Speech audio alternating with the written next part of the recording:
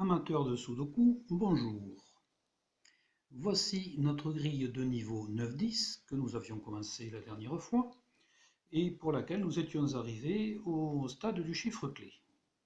Alors tout d'abord une précision que je n'ai pas signalée la fois précédente, mais vous l'avez remarqué peut-être vous-même, j'utilise toujours la première feuille de papier.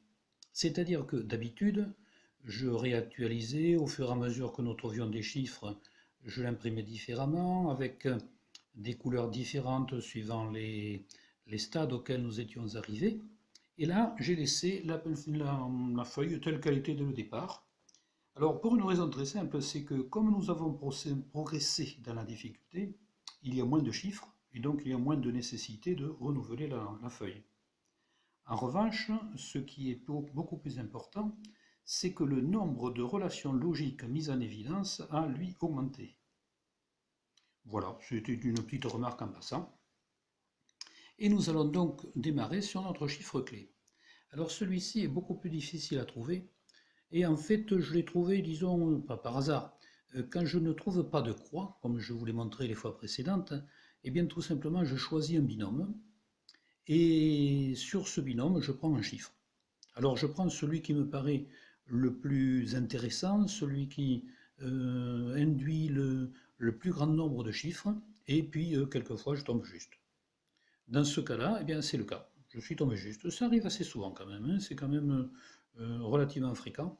En revanche, imaginons que le chiffre clé soit celui qui se trouve sur cette case-là. Là, je n'ai aucune possibilité de le trouver. Et pourtant, ça existe. À ce moment-là, on est obligé de procéder par élimination en plusieurs fois. Alors pour celui-ci, j'ai eu la chance de le trouver tout de suite. C'est tout simplement le 8 qui se trouve ici. Voilà. Alors j'ai l'habitude de le souligner, ça me permet de me repérer ensuite. Voilà, c'est le chiffre clé. Alors comme d'habitude, ça va très simple, ça va très facilement, maintenant ça va très vite. Ce 8 induit un 5 ici, lequel 5 nous induit un 7 là. Et puis on continue comme ça, en regardant un petit peu à droite et à gauche, tout ce que tout cela peut nous donner. Alors ici ce 7 interdit un 7 là, donc nous aurons un 7 sur l'une de ces deux cases. Il faut quand même bien mentionner les relations logiques, sinon on ne s'en sort pas, c'est bien évident. Ce qu'on voit aussi dans ce carré, c'est qu'il ne nous reste que deux cases vides. Donc puisqu'ici nous ne pouvons avoir que 2, 4, ici aussi nous ne pourrons avoir que 2 ou 4. Ce qui est intéressant, ce 7 ici induit un 1, ici, lequel 1 nous interdit un 1 sur ces deux cases. Il y a un 1 ici qui interdit un 1 sur ces deux cases-là. Donc nous aurons un 1 sur l'une des deux cases que voici. Maintenant, nous pouvons tout simplement compléter cette ligne. Il ne nous manque que deux chiffres, qui sont le 3 et le 8. Alors nous voyons bien que nous avions un 3 sur l'une de ces deux cases, un 8 ici sur une de ces deux cases, bien tout simplement, le 8 est ici. Il ne peut pas être ailleurs, puisqu'ici il y a un 8. Donc nous avons un 8 ici, nous avons un 3 ici. Et puis ensuite, eh bien, nous partons là-dessus. C'est-à-dire que ce 3 interdit un 3 sur ces deux cases. Nous avions déjà un 3 ici qui interdisait un 3 sur ces deux cases-là. Nous aurons donc un 3 sur l'une de ces deux cases, sur lesquelles nous savions que nous avions déjà un 1. Donc nous avons bloqué ces deux cases. Elles sont terminées. Il y aura, enfin terminé. Nous avons un 1 et un 3 sur ces deux cases. C'est à savoir précisément où se trouve chacun des deux. Mais cela nous éclaircit l'horizon, puisque ça veut dire que sur ce carré, il nous manque 2, 5, 6, 9. 2, 5, 6, 9. Alors ici, il y a un 5 qui interdit un 5 ici. Donc nous aurons un 5 sur l'une de ces deux cases. Lequel 5 va nous interdire un 5 ici. Celui-ci interdit un 5 là. Et nous aurons donc un 5 sur l'une de ces trois cases. Nous pouvons continuer ici, petit à petit, à marquer des relations logiques et donc à progresser dans notre jeu. Sur ce carré, il nous manque 4 chiffres qui sont 2, 4, 7, 9. Nous avons ici un 7 et un 9, donc nous aurons sur ces trois cases un 7 et un 9. Nous avons déjà marqué le 9, pardon. Nous pouvons donc indiquer le 7, qu'on peut trouver aussi, puisqu'il y a un 7 ici, un 7 là. Donc ça fonctionnait aussi. Reprenons maintenant la colonne C9. La colonne C9 est complète, sauf deux chiffres. Il nous manque un 6 et un 2. Nous allons donc mettre un 2 ici. Voilà, donc là, la colonne est complète. Et ce 2 nous donne donc un 5 ici. Et nous sommes repartis dans nos chiffres logiques. Donc ce 5 interdit un 5 ici. Il y aura donc un 5 sur l'une de ces deux cases-là. Quant à ce 5 ici, il nous interdit un 5 sur celle-ci. Or, nous avions un 5 sur l'une de ces deux cases, donc le 5 sera là. Et ce 5 va nous interdire un 5 sur cette case-ci. Celui-ci va nous interdire un 5 sur cette case-là. Or, comme nous savions que nous avions un 5 sur ces trois cases, sur l'une de ces trois cases, nous aurons donc un 5 ici. Ensuite, ce 5 induit un 7 là, lequel induit un 1 ici. Voilà, et alors maintenant, tout est automatique. Ici, nous avions un 1 et un 3. Or, nous avons un 1 ici qui interdit le 1 sur cette case. Il sera donc sur celle-ci. Et le 3 sur celle-là. Lequel 3 va nous amener un 9 ici. Le 9 va nous amener un 3 là. Et alors ensuite, ce 3 va nous amener automatiquement un 2 là. À chaque chiffre que nous trouvons, nous pouvons faire un certain nombre de conclusions. Je privilégie toujours ce qui est le plus automatique, ce qui est le plus simple. Bien sûr. Ensuite, ce 2 ici nous interdit un 2 sur cette case. Or, nous avions un 2 ou un 6. Donc le 2 sera là. Et le 6 sera ici.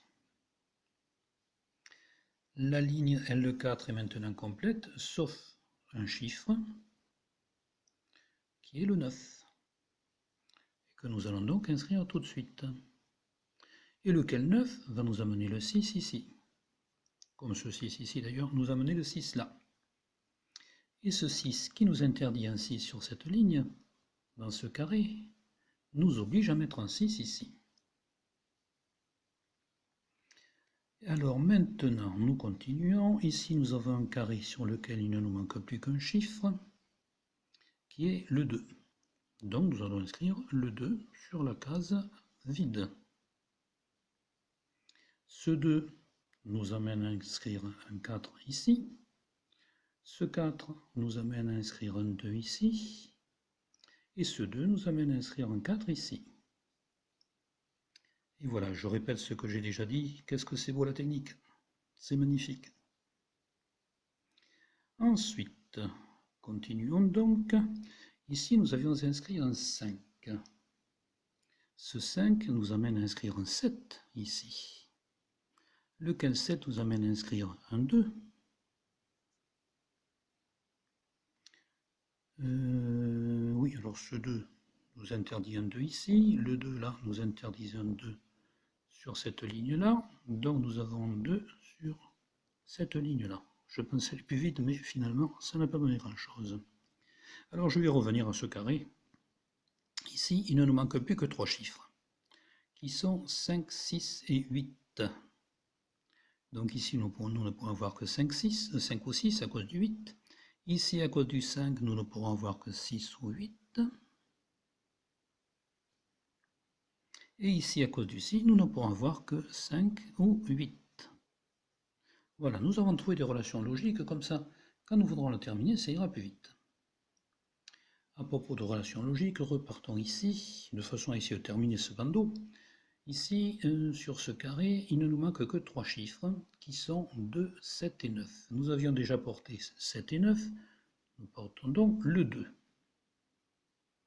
Qui ne peut pas se trouver ici, bien sûr, puisqu'il y a déjà un 2 là. Mais enfin, c'est simplement pour l'indiquer sur la ligne. Alors ici, il nous manque 2, 7, 9. Mais ici, nous avons un 7 et un 9. Donc ici, nous ne pourrons avoir que le 2. Et nous inscrivons donc le 2. Ici, bien sûr, nous ne pouvons avoir que le 7 ou le 9, mais nous ne pouvons pas encore les déterminer. Sachant que ça va donc nous donner, je vais quand même les inscrire, 7 ou 9 ici, et par force 7 ou 9 sur cette case-là, puisqu'il n'y a que 2 cases libres sur cette ligne, sur cette colonne, pardon. Et ici, ça m'intéresse, parce que je vois que le 4 ne pourrait se trouver que ici ou là. Alors ici, j'ai déjà un 4, puis j'ai mis le 7, 9 qui interdit un 4, donc le 4 va se trouver ici.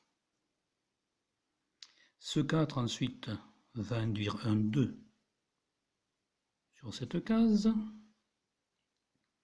et ce 4 va interdire un 4 sur ces 3 cases.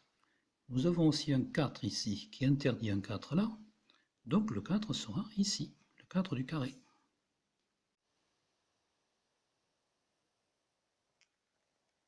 Puis je vais revenir à ce carré, parce que ici il y a un 7 qui m'intéresse beaucoup.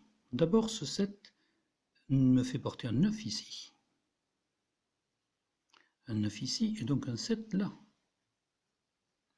Lequel 7 me fait porter un 9 ici. Ensuite ce 7 va m'interdire un 7 ici. Or je n'ai plus que 2 cases. Donc je suis obligé de mettre le 7 ici et le 5 là. Je me répète, mais qu'est-ce que c'est beau la technique? Il n'y a rien de tel. Ensuite, reprenons la colonne C1. Il ne nous manque plus qu'un chiffre, deux chiffres qui sont le 3 et le 8. Oui, ben 3 et 8, pour l'instant, ça ne nous apporte rien, donc restons à 3 et 8. Et ici, il ne me manque plus que 3 chiffres qui sont le 3, le 8 et le 9. Ça ne me donne pas grand-chose, je vais les inscrire quand même. Ici, donc, 8, 3 et 9. Alors, presque tout est fait, presque tout est complet, sauf ces 2 carrés. Donc, obligatoirement, on va trouver la solution de façon assez rapide. Nous pouvons compléter les lignes, les colonnes. Alors ici, nous avons complété une ligne. Maintenant, les colonnes, il nous manque presque toujours quelque chose, mais on va le trouver très vite. Et puis le carré. Alors, commençons par le carré, parce que j'ai l'habitude de faire comme ça. Alors, il nous manque 3, 6, 7, 8, 9. Nous avons un 3 ici. Nous avons un 9 là. Donc, le 9 sera sur l'une de ces 2 cases. Nous avons un 7 ici aussi. Donc, le 7 sera sur l'une de ces 3 cases, mais nous avons un 7 ici, nous avons un 7 là. Donc le 7 sera obligatoirement ici. Puisque le 7 ne peut pas être ici, il ne peut pas être là, et il ne peut être là non plus. Donc nous avons trouvé le 7. Voilà déjà une bonne chose. Il ne nous reste plus maintenant à trouver que 3, 6, 8, 9. Alors nous avons un 6 ici, nous avons un 6 là, donc pas de 6 ici, pas de 6 là non plus. Nous aurons donc un 6 sur l'une de ces 2 cases, mais nous avons un 6 ici. Donc le 6 sera là. Et voilà qui nous débloque tout, puisque du coup le 6 nous donne le 9. Maintenant il ne nous manque plus que le 3 et le 8, or nous avons un 3. Donc ici ça sera le 8, et ici ça sera le 3. Lequel 3 va nous donner le 8, ici. Et il nous reste maintenant le... Alors ici, il y avait un 9 ou un 3. Il y a un 9 ici, donc le 9 sera là. Puis le 3 interdit le 3 ici, donc le 3 sera là. Voilà, donc nous avons terminé tout ce côté-là, tout le côté gauche. Il nous reste maintenant ces 3 chiffres qui vont se faire tout seuls. Le 5 ici va nous donner le 6. Le 6 va nous donner le 8. Et le 8 va nous donner le 5. Et voilà, notre grille est terminée. Au risque de me répéter, je vais quand même dire qu'une fois que les relations logiques sont bien posées, ont été d'abord bien analysées, bien perçues, bien trouvées, bien posées, et bien ma foi c'est relativement simple et ça tout seul. Et nous étions pourtant au niveau 9-10, qui commence à être un niveau très très élevé. Voilà, cette grille est terminée, de façon toujours logique et progressive, comme d'habitude. Je ne rechercherai pas cette fois-ci, comme je vous l'avais dit la dernière fois, les autres chiffres clés parce que il y en a d'autres, mais je l'ai suffisamment démontré dans mon livre. Et je vous donne rendez-vous plutôt maintenant pour une grille du niveau 10. Donc à bientôt.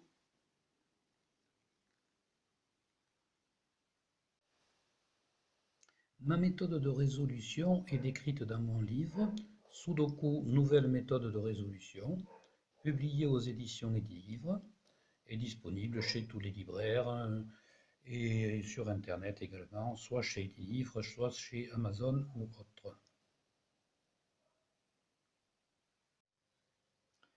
Je me permets de vous rappeler l'adresse de mon blog solutionsudokuoverglobe.com sur lequel vous retrouverez les grilles que je vous ai communiquées tout à l'heure si vous voulez bien continuer à jouer et sur lequel aussi vous pourrez me faire part de vos observations, de vos réclamations, de vos suggestions, tout ce que vous souhaiterez me faire savoir. Vous pourrez également m'adresser votre défi si vous le souhaitez et me proposer une grille très difficile que je m'engage à résoudre et pour laquelle je m'engage aussi à fournir cette résolution, évidemment logique, progressive et parfaitement mathématique, si on peut dire, sur cette petite chaîne. Je remercie la société Megastar, éditeur de Sudoku, dont vous voyez s'afficher le site internet, qui m'a aimablement autorisé à utiliser ces grilles et son échelle de difficulté.